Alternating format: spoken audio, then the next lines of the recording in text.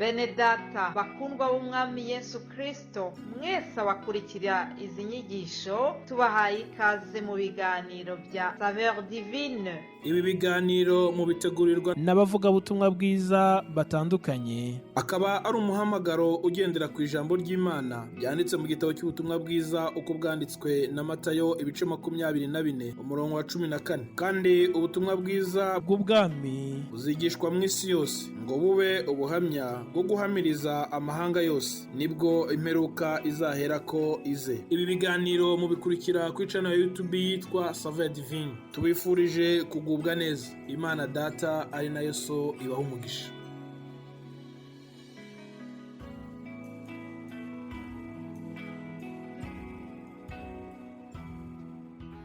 Haleluya, haleluya. Yesu ashimwe bakundwa nshuti z'umusaraba, mwese abakurikira ibi biganiro bya Saveur Divine.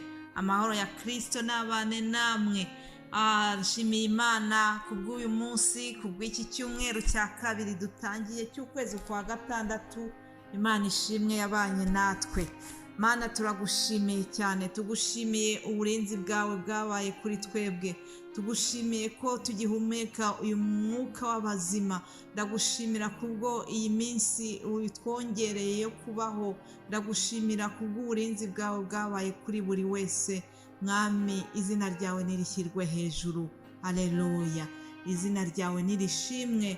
Uwiteka tukuzamuriye icyubahiro kuba turiho uyu munsi, kuba tugihumeka, tubihaye agaciro cyane. Ibi byose nibitangaza mu maso yacu kandi byavuye kuri wowe, Uwiteka waremye isi n'ijuru. Imana ishimwe. Haleluya. Bene data, ndagira ngo dutangire iki cyumweru cyacu duhimbaza Imana mu magambo tubona muri Zaburi 113. Zaburi 113 itangira ivuga ngo haleluya, mwabagaragu b'Uwiteka mwe nimushime izina ry'Uwiteka. Izina ry'Uwiteka rihimbazwe uhereye none ukageza iteka ryose. Uhereye aho izuba rirasira ukageza aho rirengera, izina ry'Uwiteka rikwiriye gushimwa. Uwiteka ari hejuru y'amahanga yose, icyubahiro cye gisumba ijuru. Akicishiriza bugufi kureba ibyo mu ijuru n'ibyo mu isi. Akura uworoheje mu mukungugu, ashyira hejuru umukene, amukuye mu icukiro kugira ngo amwicaranye n'abakomeye. Aleluya, aleluya. Reka dusubiremo iri jambo ryo ku murongo wa 3 rivuga ngo uhereye aho izuba rirasira ukageza aho rirengera, izina ry'Uwiteka rikwiye gushimwa. Aleluya. Uhereye muri Afurika ukageza mu Burayi, ukageza no muri Amerika, uhereye muri Australia, uhereye muri Aziya, izina ry'Uwiteka rikwiye gushimwa. Izina ry'Uwiteka nirishimwe kuri mwebwe mwese abumva bino biganiro bya Saveur Divine. Uwiteka ari hejuru y'amahanga yose, icyubahiro cye gisumba ijuru. Aleluya. Ndabashimiye mwese abakurikira ibi biganiro, ndabashimiye mwebwe mwese abasengera uyu muhamagaro mwiza, abasengera iki gikorwa Imana yashyize muri twebwe. Mwese ndabashimiye mbikuye ku mutima. Imana ibahe umugisha kubwo kudusengera. Imana ibahe umugisha kubera gushyigikira uyu murimo mu buryo ubu n'ubu.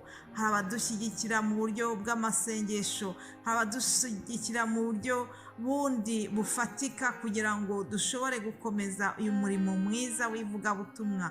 Imana ibahe umugisha mwese. Uyu murimo ujyana n'ibikorwa by'urukundo. Uyu murimo kandi usaba kwitanga kwinshi, haba mu buryo bw'umubiri, haba mu buryo bw'amafaranga. Ibyo byose Imana igenda ibikora neza kuko uyu murimo ni uwayo. Haleluya. Ndayishimira rero kandi nawe ugira icyo ukora kugira ngo iyi ministère Saveur Divine itere imbere. Imana iguha umugisha. ndashimira bene data bitanga kubwo gutegura izi nyigisho tukazibagezaho. Muzi neza ko ngewe ntanga inyigisho mu rurimi rw'igifaransa, hanyuma hari bene data babagezaho ibi biganiro mu zindi ndimi. Rero abo bose tukomeze tubasabire umugisha, kandi ndabinginga kugira ngo mujye mudusabira kugira ngo dukomeze twe kuzacika intege.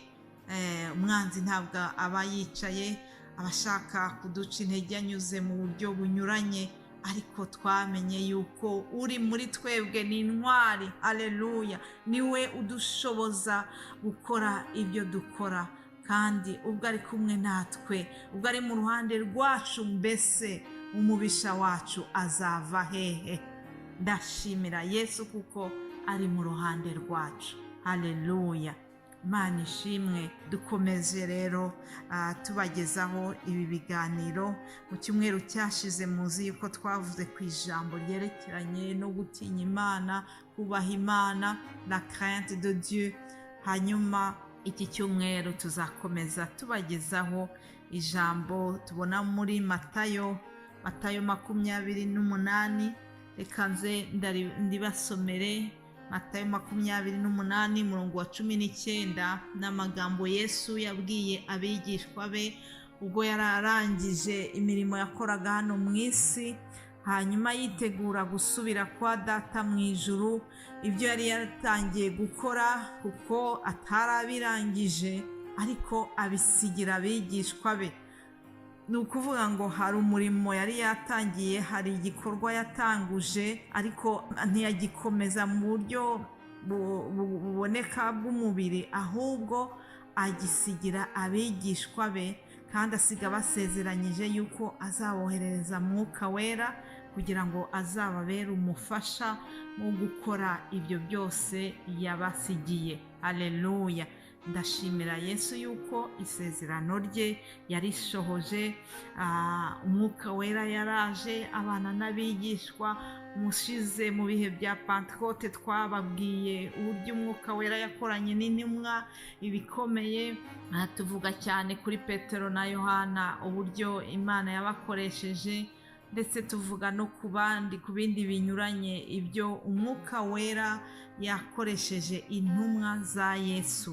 Rero ni muri urwo rwego Yesu yababwiye ayo magambo mbere y'uko asubira mu ijuru. Ababwira ati muri Matayo 28 ku murongo wa 19, abaha navuga ngo ni misiyo yabohereje muri misiyo ikomeye. Hanyuma aravuga ati nahawe ubutware bwose mu ijuru no mu isi, nuko mugende muhindura abantu bo mu mahanga yose abigishwa, mubabatiza mu izina rya Data wa twese n'Umwana n'Umwuka Wera. Twebwe tuzatinda kuri iri jambo rivuga ngo mugende muhindura abantu bo mu mahanga yose abigishwa. Nshuti z'umusaraba, buri mukristo wese aho ari afite inshingano, afite umukoro Yesu yadusigiye, umukoro wo guhindura abantu abigishwa ba Yesu. Niba wowe waragiriwe ubuntu bwo kumenya Yesu, niba waragiriwe umuntu bwo gusobanukirwa ubuntu bw'Imana, ukamenya ko Yesu Kristo yapfuye akazuka, ukamenya yuko ari umwami n'umukiza wawe, ufite inshingano yo kubibwira abandi, kandi abataramumenya ukagerageza kubamenyesha Yesu Kristo. Nguko uburyo duhindura abantu abigishwa ba Yesu. Twebwe twagiriwe ubuntu bwo kuba abigishwa be, ariko natwe dufite inshingano yo guhindura abantu ngo bo mu mahanga yose abigishwa. Muri iki cyumweru gitaha rero tuzareba uburyo ki twahindura abantu abigishwa ba Yesu. Imana izadufashe. Nzi neza yuko bene data bahawe impano nziza yo kwigisha no gusobanura ijambo ry'Imana. Nzi neza yuko bazabibagezaho ryari ijambo ritoya cyane ryo gufungura kino cyumweru. Ntabwo ndivuge byinshi kuri iri jambo kuko ari ryo tuzarebaho muri iki cyumweru kije. Mbifurije kugubwa neza, mbifurije gukomeza gukurikira bino biganiro byacu, kandi Imana ibaho umugisha. Data wa twese wo mu ijuru, turagushimiye uburyo ubanye natwe, ndagushimiye ku buryo uturinze, uburyo watwongereye uyu munsi utangira icyumweru. Tugushimiye ko ukomeje kugendana natwe. Ndakwinginze rero kugira ngo no mu iki cyumweru cyose kiri imbere uzagumane natwe, uzatuganirize mu ijambo ryawe. Nsabye Mwuka Wera kugira ngo azabane na buri wese, kandi ari uwigisha ndetse ari n'umwigishwa, bose uzabane nabo twese kugira ngo twungukire imbere yawe. Ibyo twumva mu ijambo ryawe bitubere umutsima udutunga muri uru rugendo twiyemeje rujya mu ijuru. Imana nushimwe, icyubahiro kibi cyawe. Ni mu izina rya Yesu Kristo tubisenze, amen.